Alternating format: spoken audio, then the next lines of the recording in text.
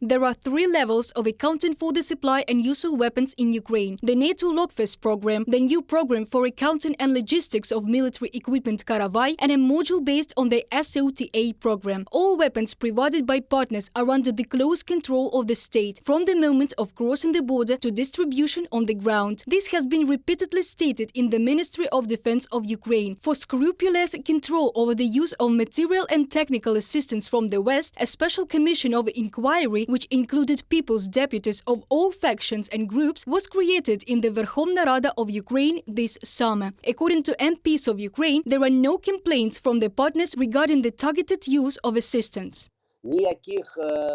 There were no important or resonant statements. We met with both ambassadors and military attachés, spoke very frankly and pointed out that our state had one goal in the war: to defeat the enemy. Therefore, assistance from our international partners will be carefully monitored so that there is no speculation. And on this issue we had a consensus. The fact that there are no violations by Ukraine has been also confirmed by the UK National Crime Agency. The department is constantly in touch with Ukrainian law enforcement officers. Credit should be given to Ukrainians, despite the fact that they are working on the front line and dealing with war crimes and so on. They are really focused on this issue. They are studying what weapons are in the country and who has them. Graham Biggar, head of the UK National Crime Agency, in an interview with The Times. The topic of illegal Western weapons falling into the hands of criminals has been repeatedly raised by Russian propaganda since the beginning of Russia's full-scale invasion of Ukraine, but no facts other than assumptions have been voiced. However, Ukraine is constantly trying to improve the weapons monitoring system.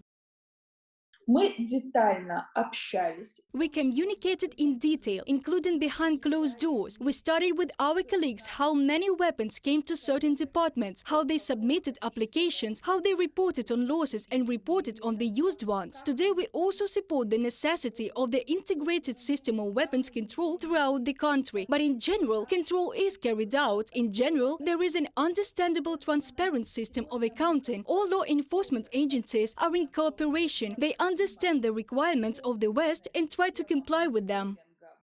During the full-scale invasion of Russia, the Ukrainian military has mastered more than 300 NATO standards. The country has already become a partner of the alliance. This is stated by the Minister of Defense of Ukraine, Oleksiy Reznikov. Doesn't matter when we will be a member of the NATO alliance de jure, but we become the NATO partner de facto right now. That's why we need to develop together our military industry, our armed industry. For almost 10 months of this year, the military assistance of the Allies has exceeded the military budget of Ukraine for this year by 7.5 times. Most of all, Latvia, Lithuania, Estonia, Poland, Britain, the Czech Republic, Slovakia and Slovenia helped Ukraine. Israel has already announced its readiness to start deliveries of high-precision missiles to Ukraine. The country is ready to help with weapons if Russia gets Iranian ballistic missiles. Reported by Diana Kolesnik, Faina Vasilenko, UATV News.